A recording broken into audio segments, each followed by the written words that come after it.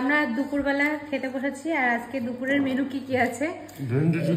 ভেন্ডি সিদ্ধ আছে আর এখানে আছে পনির আছে। হ্যাঁ, পনির দিয়ে সয়াবিন দিয়ে আলু পেঁপে ফুলকপি দিয়ে একটা তরকারি করেছি।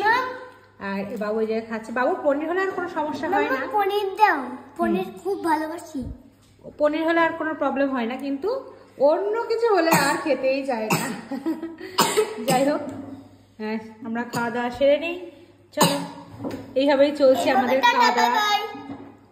অসহজের খাওয়া দাওয়া চলছে আমাদের। বাবু কেমন লাগছে খেতে বলো? Tasty tasty.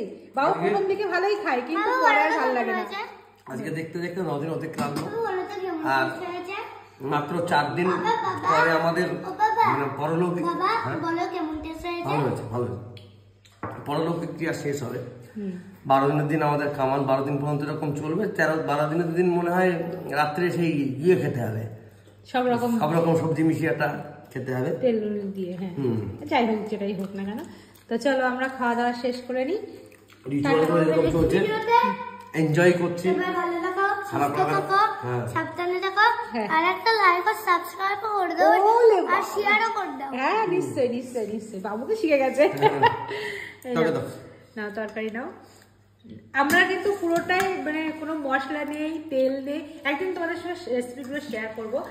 শুধু পনিরটা একটু হালকা করে একটু তেলের উপর দিয়ে ভাজা করে নিই, মানে সাদা তেল, মানে এই যে স্টু টাইপের, চিকেন স্টু টাইপের, কিন্তু চিকেনের বদলে পনির আর সয়াবিন দিয়ে স্টু হচ্ছে। হ্যাঁ, মানে আমার এমনি শরীরের প্রবলেম, আর এটা খাওয়ার পরে প্রবলেমটা আমি ওর থেকে অনেকটা ভালো আছি।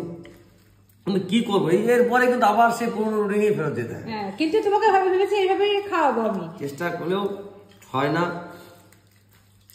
ভালো খাবার তেল মশলা ছেড়ে খেয়ে কিন্তু সত্যি সুস্থ আছি ভালোভাবে এইভাবে রান্না করে সিদ্ধ বেশ ভালো। এই খাবারের একটাই জিনিস কি, যখনকার খাবার তখনই খেয়ে ফেলতে হবে। হ্যাঁ, ওই জন্য গরম হয়ে গেলে আর একদমই চলে। তো দুপুরে যে আমরা কিন্তু এখনই সব শেষ করে ফেলবো, আবার রাত্রে রান্না করবো।